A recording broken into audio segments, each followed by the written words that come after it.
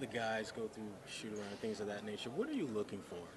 I'm just getting a feel for, as much as anything, some of the vocabulary and lingo that is more probably prevalent or more known in NBA circles that may not have been the same in college, and so that I can be up to speed when the time comes appropriately.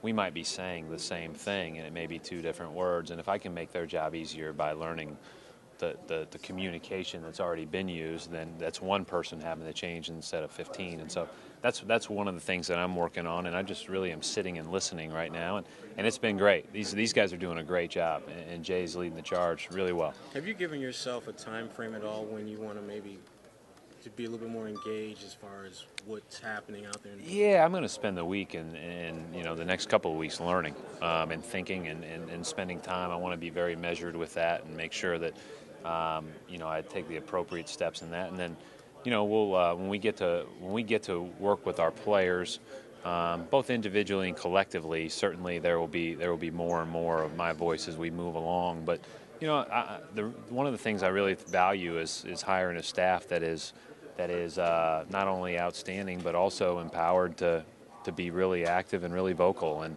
and I think that's a big part of things. And just how is that progress going so far as the staff? Well, yeah, we're working towards it. I mean, it's going to be a little bit of a time, and want to make sure that we do it right and get it right. And we do have a couple of at least weeks here to play with.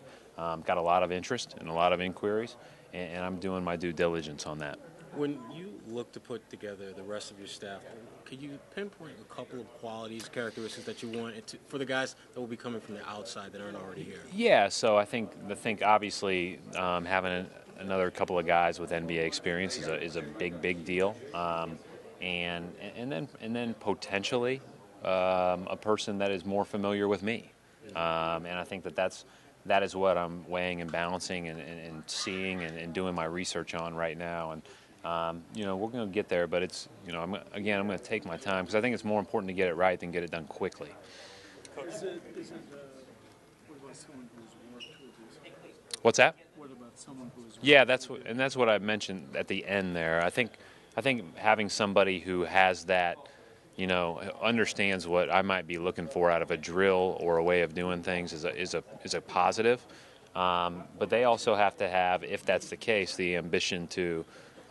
This needs to be something that they really want to do versus staying in college, and they also, I want them to have been exposed to it and excited about making that transition as well. So, that's not the end all be all, but it certainly would help in the transition. And Drew Cannon was here today.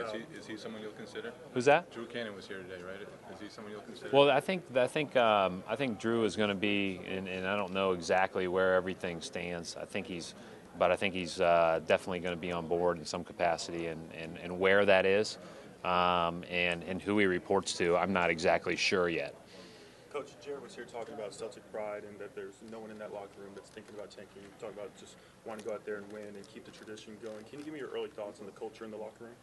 Well, that's great. I mean, that's what you're supposed to do, right? I mean, you're preparing to win the next game. That's what I was asked to do and hired to do, and that's what I'm going to try every single minute of every single day to do. And I think everybody that I've talked to, that's the way they feel, the players.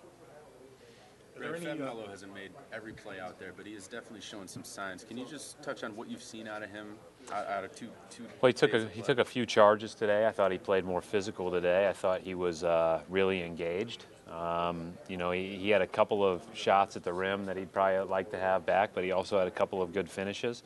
I think that he's probably picked up the defensive stuff in the past year pretty well, and he's communicating. He's trying to do the right thing. I've really enjoyed him. I spent a little bit of time with him at shoot-around this morning just talking about little things that happened in yesterday's game, really engaged and wants to be a good player. So that's a good thing. After a few days here now, are you going to give Jay any directives, things that you might want to see in the coming days? Yeah, no, I'm going to let him run with this, and I'm going to continue to be a learner. He's doing a great job, and he's a really good basketball coach, and we've talked about, Jay and I went to dinner last night, we talked a lot about kind of what I envision here moving forward and some of the things that we both agree on that are really important, and not only from a cultural standpoint but also from a basketball standpoint. You know, if you look at, you know, if I come in the 5th day of this and want to tweak, change, whatever, it throws everybody off. So at the end of the day, I think it's more important that they've been practicing since Thursday, finish this thing out well and finish it right and feel good about it. And a lot of that stuff that they're working on is going to translate right into what we'll do. And but Jay's doing a great job, and you know, I want him to just continue doing it.